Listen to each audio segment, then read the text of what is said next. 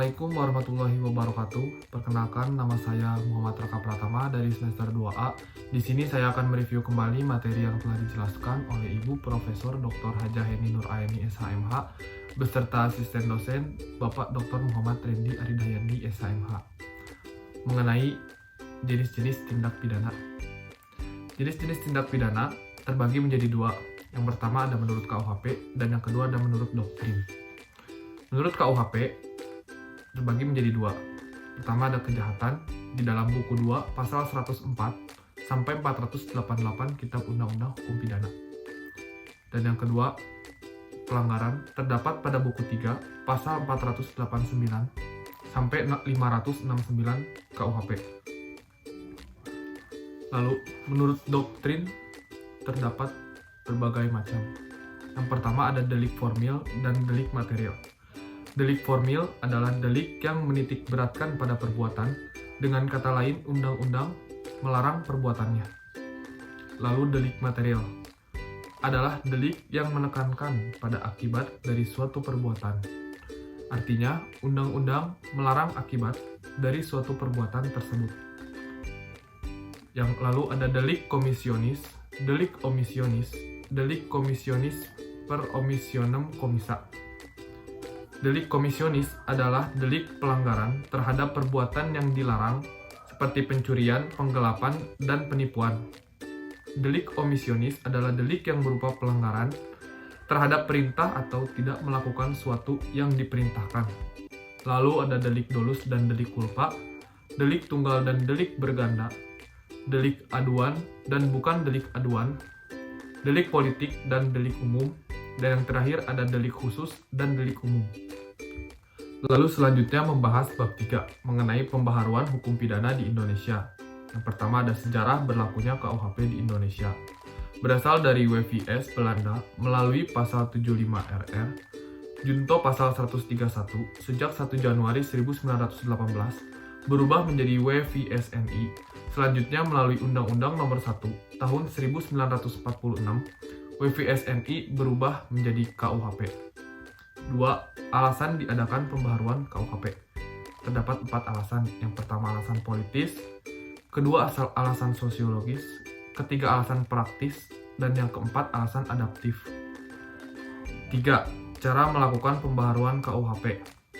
Terdapat 5. Yang pertama kriminalisasi, yang kedua dekriminalisasi, yang ketiga rekriminalisasi, 4. Depenalisasi, dan yang kelima mitigening. 4. Metode pembaharuan KUHP. Yang pertama ada evolusi atau evolusionis, yang kedua kompromis, dan yang ketiga global. Kemudian A. Alasan-alasan diadakan pembaharuan KUHP. Alasan politis.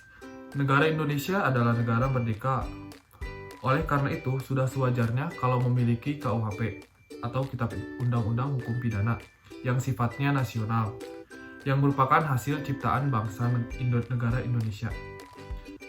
Dengan menggunakan KUHP, warisan kolonial Belanda dapat diartikan bahwa secara politis, Indonesia masih dijajah Belanda.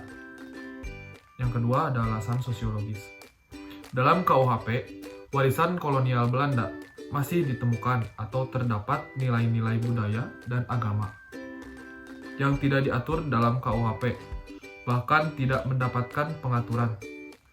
Oleh karena itu, dengan adanya KUHP, diharapkan dapat memuat aturan-aturan yang mencerminkan nilai-nilai budaya dan agama yang dianut di Indonesia.